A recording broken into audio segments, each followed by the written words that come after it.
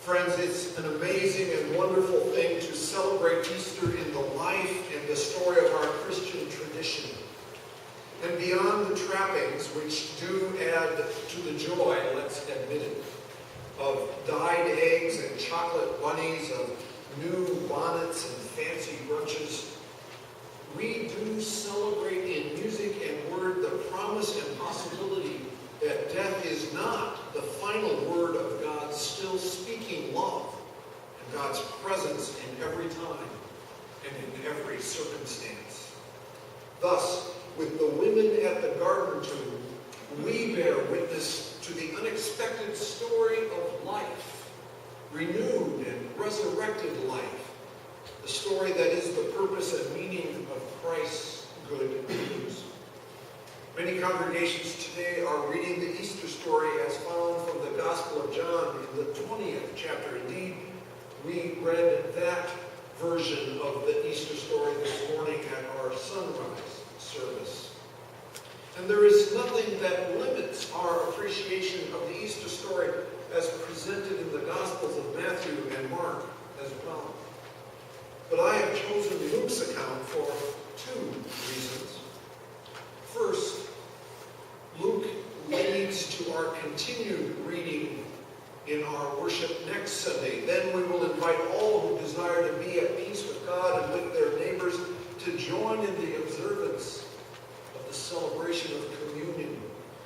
For in Luke, the story continues as Jesus appears. The risen Christ is made known to the Emmaus disciples. We do invite you all to join us again next weekend in the weeks to come. Easter is much more than one day in the life of Casas, Adobes, UCC. It is a way of life, an abundant and always unfolding and evolving life, made known when we share in the spirit of giving thanks for love and grace, when we worship a merciful and wonderful God, and especially when we act as a servant community of Jesus Christ in deeds of justice and peace and compassion to all creation.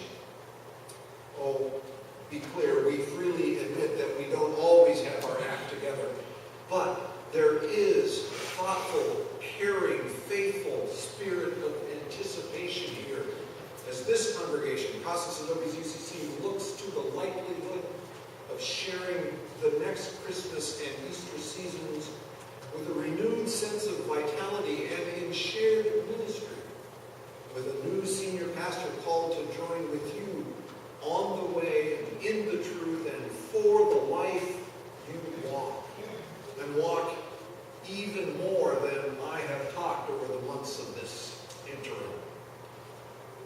Second, I really like the words in the Luke text, which indicate that the 11 confused and fearful men, later to be known as apostles, first believed the report of the empty tomb by the women was simply an idle tale. They thought the report was nonsense. In fact, scholars such as Gregory Robbins suggest that the Greek leros is usually reserved to describe the ranting of a person suffering from delirium. Indeed, Luke in chapter 8 introduces Mary Magdalene as the one who had been beside herself. And she was healed from demonic insanity by the intercession of Jesus. Don't you, I do anyway, don't you love the irony? The wonder of the one cured of nonsense now bringing the good news of the empty tomb, and only to have it be greeted as nonsense, instead of the wonderful fulfillment of their friend and their teacher's promise. Think some more about this. The news of the possibility that the death of Jesus might not be the end of his God-given mission and work was first heard as an idle tale. It was received as nonsense. It was seen as a form of delirium. And let's admit it, it still is by too many and even too often by those who, like you and I, have gathered in Christian communities of every name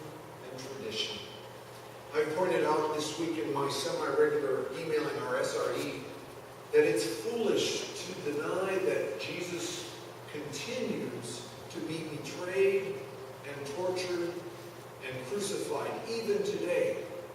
And most often, Jesus is assaulted by those